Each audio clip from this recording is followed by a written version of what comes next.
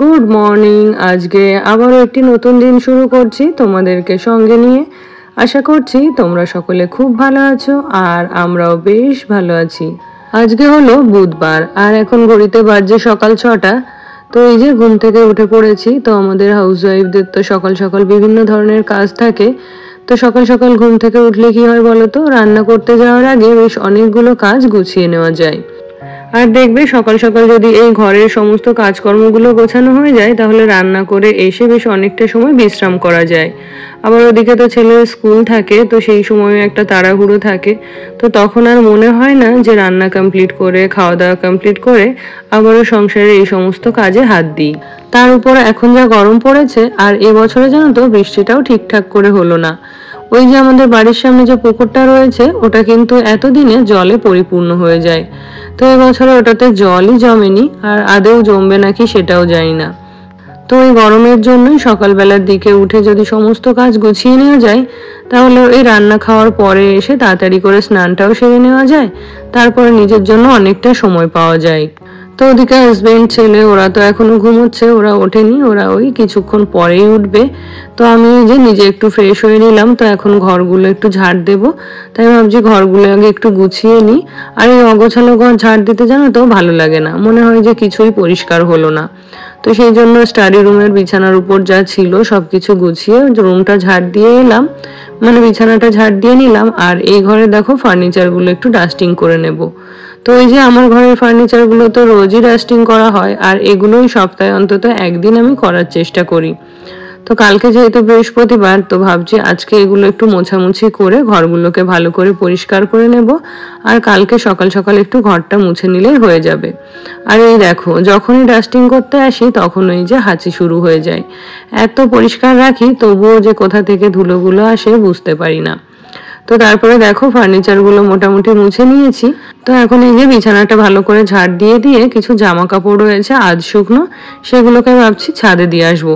এই যে ঘরের মধ্যে জামা কাপড়গুলো ঝুলছে দেখতে কিন্তু ভীষণ বাজে লাগছে, তাই আর কি ওই যে ঘরগুলোকে গুছিয়ে নিলাম। ঘরের জামা কাপড়গুলোকেও গোছাতে হবে, আর এই যে যেগুলো শুকোতে দিতে হবে সেগুলো দিয়ে ঘরটা যখন একেবারে ফাঁকা হয়ে যাবে তখন আর কি ঘরটা খুব ভালোভাবে ঝাড় দিয়ে নেব। তো দেখো সকাল সকাল চলে এলাম ছাদে, তো জামা কাপড়গুলোও দিয়ে দেওয়া হবে আর এদিকে ছাদেও একটু ঘোরা হবে।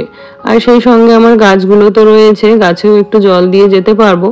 তো এই এক কথাই হলো সকাল সকাল ঘুম থেকে উঠলে কিন্তু অনেক কাজ গুছিয়ে নেওয়া যায়। আর ওই যে রান্না কমপ্লিট করতে করতে যেহেতু কম করে আমার 9:30 হয়েই যায়, তো সেই জন্য তখন রোদটাও বেড়ে যায়, তো তখন এই সমস্ত কাজগুলো আর করতে ইচ্ছে করে না। আর করলেও এত ভালোভাবে কিন্তু ধীরে সুস্থে কাজগুলো করাও যায় না, কারণ দুপুরবেলাটা গরমটা একটু বেশি থাকে। তো তারপরে দেখো জামা কাপড়গুলো শুকোতে দিয়েছি, আর এই যে কিছু ফুলের গাছ ছিল ওগুলোকে একটু জল দিয়ে নিলাম। তো রান্না করতে যাওয়ার আগে বেশ অনেকটা সময় রয়েছে, তাই ভাবছি এখন একটুখানি বসে নিই। যদিও ছাদে গরম ছিল, আর ওই যে এখন জানো তো একটা ভ্যাপসা গরম, তো সেই জন্য ছাদে খুব বেশিক্ষণ আর কি থাকিনি, চলে এসেছি। তো টুকটাক কিছু জামা কাপড় ছিল ওগুলোকে এখন ভাঁজ করে গুছিয়ে রেখে দেব। তো চলো জামা কাপড়গুলো তো গোছানো হয়ে গেল, এগুলো এখন রেখে আসি, তারপরে এই সোফাটা ক্লিন করে ঘরটা ঝাড় দিয়ে নেব। আর ওদিকে হাজবেন্ড উঠে ওর অফিস যাওয়ার প্রিপারেশন শুরু করে দিয়েছে।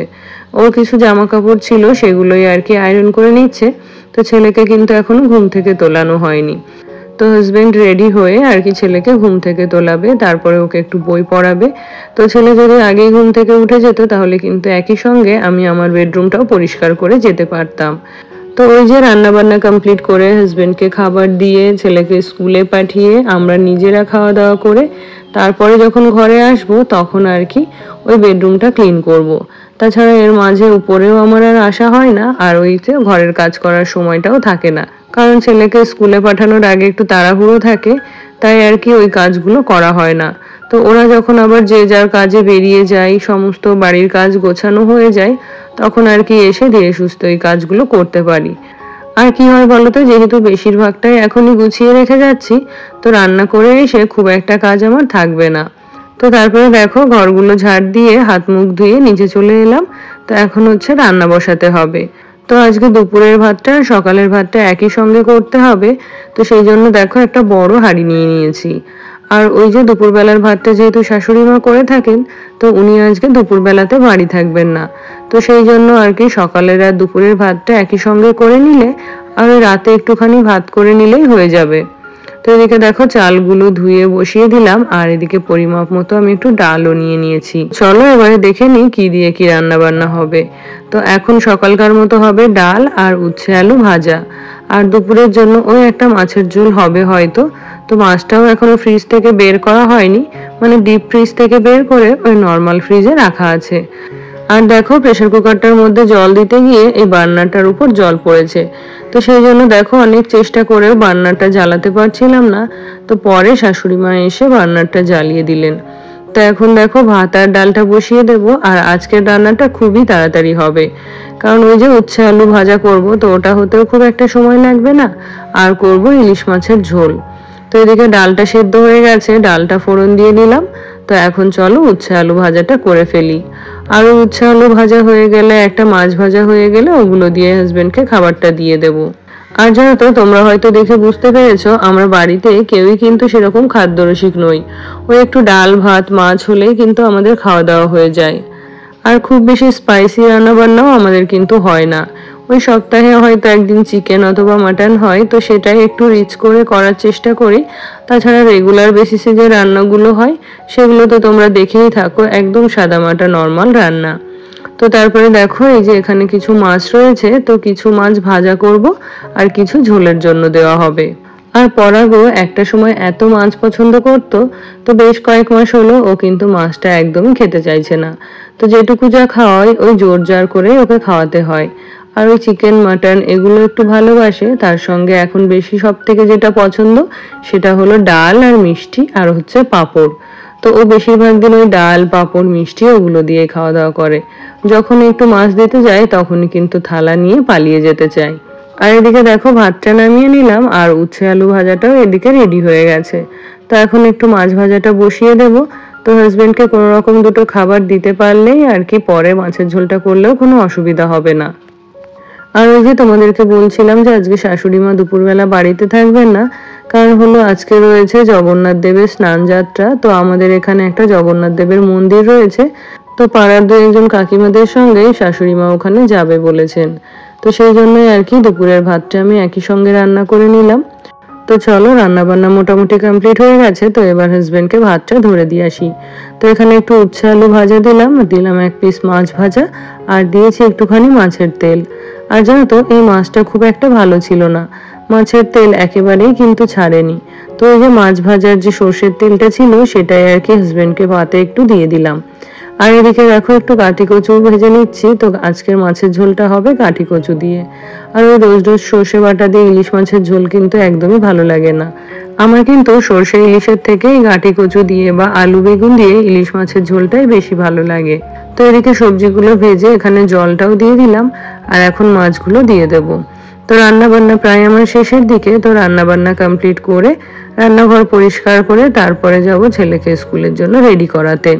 আর এখন ঘড়িতে বাজে 8:30 মতো, আর হাজবেন্ড হলো এই কদিন ছেলেকে চানও করিয়ে দিচ্ছে। তো ওই একটা ঝামেলা আমার থাকছে না, আর ছেলেও কিন্তু এখন একটু আধটু স্কুল ইউনিফর্মটা পরার চেষ্টা করে। তো সব মিলিয়ে সবকিছু ঠিকঠাক সময়ের মধ্যেই হয়ে যায়।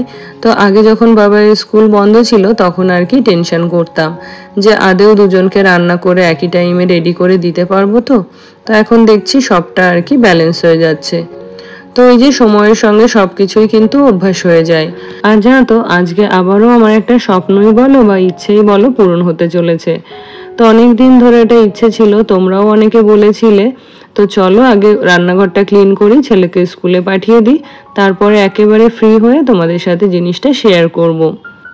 তো এদিকে রান্নাঘরটা ক্লিন করে নিয়েছি, আর এখন দেখো উপরে এসে বাবাইয়ের জন্য একটু টিফিনও তৈরি করে নিলাম। তো গতকালকে যেহেতু ওকে লুচি দিয়েছিলাম, তাই আজকে ওকে দিলাম একটুখানি ম্যাগি। তো চলো এবারে তোমাদেরকে জিনিসটা দেখিয়ে দিই। তো এই দেখো তোমরা অনেকেই বলেছিলে যে দিদি একটা 25 কিলো চালের ড্রাম কিনে নেবে। তো এই দেখো শ্বশুরমশাইকে বলেছিলাম, তো উনি আজকে 40 কিলোর একটা চালের ড্রাম নিয়ে এসেছেন। তো আমার তো ভীষণ ভালো লাগছে। আর জানো তো আমি কিন্তু এই গুছিয়ে সংসার করতে ভীষণ ভালোবাসি। প্রত্যেকটা মেয়ে হয়তো তাই গুছিয়ে সংসার করতে পছন্দ করে। তো এই দেখো একটা সংসারের জিনিস, একটা শখের জিনিসই বলতে পারো। তো এই যে গত ভিডিওতেই বলছিলাম যে হাউস ওয়াইফদের চাহিদা কিন্তু খুবই সামান্য। তো আমি কিছুদিন আগে শাশুড়ি মাকে বলেও ছিলাম যে একটা চালের ড্রাম কিনে দেওয়ার কথা, তো শাশুড়ি মা ব্যাপারটা একেবারেই ইগনোর করে গেছিলেন। তো এই যে শ্বশুর মশাইকে বলতেই উনি কিন্তু এটা এনে দিয়েছেন। আর আজকে আমি জানো তো জিনিসটা পেয়ে ভীষণ খুশি, এতটাই খুশি হয়েছি যে একটা গয়নাতেও কিন্তু আমি এতটা খুশি হতাম না, কারণ গয়না তো যা ছিল মোটামুটি চলতোই, কিন্তু এটা আমার ভীষণ প্রয়োজন ছিল। তো ওটাকে শাশুড়ি মা ওখানে ধুয়ে জল ঝরাতে রেখে দিয়েছে। তো পরে যখন দুপুরে খাওয়া দাওয়া করতে নিচে যাব তখন আর কি ওটাতে চাল রাখবো। আর জানো তো বিয়ের আগে যতটুকু শখ আহ্লাদ যা ছিল সেগুলো তো বাবা মাই পূরণ করতো। আর তোমরা আমাকে দেখে কতটা বুঝতে পারো জানি না, আমি কিন্তু মোটেও শান্ত স্বভাবের মেয়ে নই। ভীষণ ডানপিটে, ভীষণ জেদি ছিলাম আর কি। যেটা যখন বলতাম সেটা মাকে না হয় বাবাকে সেটা দিতেই হতো। আর কোনো একটা কিছু নিয়ে রাগ করলে সেটা তো টানা 2-3 দিনও চলতো। তো সেগুলো তো এখন বিয়ের পরে ভুলেই গেছি। তো হাজবেন্ড কিন্তু এখন আমার সমস্ত শখ আহ্লাদ সমস্ত কিছু পূরণ করে। তাছাড়াও কিন্তু শ্বশুরমশাই আমার অনেক ছোট ছোট ইচ্ছে আবদার পূরণ করে। এমনকি আমরা যদি একটু অতিরিক্ত খরচ করি সে ব্যাপারেও আমাদের কিন্তু শাসন করে। তো যাই হোক, সবশেষে একটা কথাই বলবো, আজকে চালের ড্রামটা পেয়ে আমি কিন্তু ভীষণ খুশি হয়েছি। আর যেহেতু প্রত্যেক দিন সকালেই আমি ওটা ব্যবহার করি, তাই কিন্তু সকালে উঠে ওটা দেখলেই আমার মনটা ভালো হয়ে যাবে। তো অনেক তো বক বক করলাম, তো চলো এবার তোমাদের কিছু কমেন্ট পড়ে ফেলি। তো আমার গত ভিডিওতে কমেন্ট করেছিল চন্দ্রানী দত্ত বোন। তো বোন লিখেছে, দিদি তুমি কেমন আছো, অনেক দিন ধরে তোমার ভিডিও দেখিনি। আর মাঝে আমার ছোট্ট টিয়া পাখির বাচ্চা আমাদের ছেড়ে ভগবানের কাছে চলে গেছে। তার বয়স ছিল 20 দিন। তো অনেক ডাক্তার দেখিয়েছি, মেডিসিন খাইয়েছি, তাও তাকে রাখতে পারলাম না। আর আমার মাও এখন খুব ভেঙে পড়েছে। তুমি ভগবানকে বলো যেন খুব ভালো থাকে সে ভগবানের কাছে। হ্যাঁ গো বোন, তোমার মনের অবস্থা বুঝতে পারছি। আর টিয়া পাখি আমারও ভীষণ প্রিয়। তো কি আর করা যাবে, ওর আয়ু হয়তো ওই কদিনই ছিল, ও চলে গেছে। তো ভগবান ওকে কাছে ডেকে নিয়েছে, ও নিশ্চয়ই ভগবানের কাছে ভালো থাকবে। আর তুমি মাসিমা দুজনেই খুব ভালো থেকো, আর সেই সঙ্গে নিজেদেরও যত্ন নিও। তারপরে আমার গত ভিডিওতে আরও কমেন্ট করেছিল জয়শ্রী বোন। তো বোন লিখেছে, ফার্স্ট কমেন্ট ভালো লাগলো আর লাইক দিয়ে স্টার্ট করলাম, নেক্সট ভিডিওতে আমার নামটা নিও, আমি জয়শ্রী। তো এই দেখো জয়শ্রী, তোমার কমেন্টটাও পড়ে ফেললাম। আর অনেক অনেক ধন্যবাদ তোমাকে এইভাবে আমার পাশে থাকার জন্য। তো দেখো এখানে কিছু জামা কাপড় রেখেছি। তো কালকে আমাদের বাড়িতে যে কাকিমা কাজ করেন উনি আর কি কিছু জামা কাপড় চেয়েছিলেন ওনার নাতির জন্য। তো বাবাই আর ওনার নাতির যেহেতু সেম এজ, তো বাবাইয়ের কিছু জামা কাপড় ছিল। এগুলো হচ্ছে গত শীতেই কেনা হয়েছে, মানে এবছরের শীতেই কেনা হয়েছিল। তো ওদের যেহেতু এখন বাড়ন্ত সময়, তো এগুলো কিছুই জানো তো ওর এখন আর হয় না। তো এই দুটো ট্রাউজার ছিল, এগুলো এই পায়ের কাছে গ্রিপ দেওয়া। তো ওর পাগুলো যেহেতু লম্বা, তো পরতে ওর ভীষণ অসুবিধা হয়, তাই আর কি এগুলো দিয়ে দিলাম। আরও কিছু শর্টস, টি শার্ট সব কিছু এক জায়গায় করে রেখেছি, কিছু জুতোও রেখেছি। তো সব ভাবছি ওই কাকিমাকে দিয়ে দেব। তারপরে আমার গত ভিডিওতে আরও কমেন্ট করেছিল মানসীস ডেইলি ব্লগ থেকে। তো মানসী লিখেছে, খুব সুন্দর হয়েছে দিদিভাই আজকের ব্লগটি। তো থ্যাংক ইউ মানসী, এভাবেই আমার পাশে থেকো। তিথি মুখার্জি দিদিভাই লিখেছে, খুব সুন্দর। তো থ্যাংক ইউ দিদিভাই। আর জয়শ্রী বিশ্বাস দিদিভাই লিখেছে, খুব সুন্দর লাগলো দিদিভাই। তো থ্যাংক ইউ জয়শ্রী, আমার অনেক অনেক ভালোবাসা নিও। আর আমাদের গল্প কথা থেকে সুস্মিতা বোন লিখেছে, আমারও এই জন্য চিমনি চালাতে ইচ্ছে করে না, আর গরম জন্য চাপ ধরে। হ্যাঁ গো, আমারও ইচ্ছে করে না, একে তো আওয়াজ হয়, তার উপরে আবার হচ্ছে জানলা বন্ধ করে রাখতে হয়। আর এদিকে না চালিয়েও উপায় নেই, কারণ ঘরে ধোয়া তেল এগুলো ভর্তি হয়ে যাবে। তো সে একরকম বিরক্ত হয়েই আর কি চিমনিটা চালাতে হয়। তো তারপরে দেখো স্নান সেরে এদিকে ঠাকুর ঘরে চলে এলাম। আর কোনো একজন দিদিভাই কমেন্ট করেছে, এই মুহূর্তে নামটা আমি মনে করতে পারছি না। তো লিখেছে, দিদি রোজই তুমি কিন্তু ঠাকুর পুজোর ভিডিও দেবে, আমার দেখতে কিন্তু ভীষণ ভালো লাগে। আর আমারও জানো তো ভিডিওর মধ্যে এই পার্টটা রাখতেও ভীষণ ভালো লাগে, তাই আর কি তোমাদের সাথে আমার প্রত্যেক দিনকার ঠাকুর পুজোটা শেয়ার করি। আরও কমেন্ট করেছিল কথা ও আবৃত্তি থেকে দিদিভাই। তো দিদিভাই লিখেছে, লাইক দিয়ে পুরো ভিডিওটা দেখে নিলাম, খুব সুন্দর হয়েছে ভিডিও। তো থ্যাংক ইউ দিদিভাই, আমার অনেক অনেক ভালোবাসা নিও। আরও কমেন্ট করেছিল আমাদের ছোট্ট সংসার থেকে দিদিভাই। তো দিদিভাই লিখেছে, খুব সুন্দর লাগছে দিদিভাই। তো অনেক ধন্যবাদ দিদিভাই তোমাকে, এভাবে আমার পাশে থেকো। আর কমেন্ট করেছিল স্মাইলি দীপা। তো লিখেছে, খুব সুন্দর দিদিভাই। তো থ্যাংক ইউ দীপা, আমার অনেক ভালোবাসা নিও। তাহলে বন্ধুরা আজকে তবে এই পর্যন্তই, দেখা হচ্ছে আর একটি নতুন ব্লগের সাথে।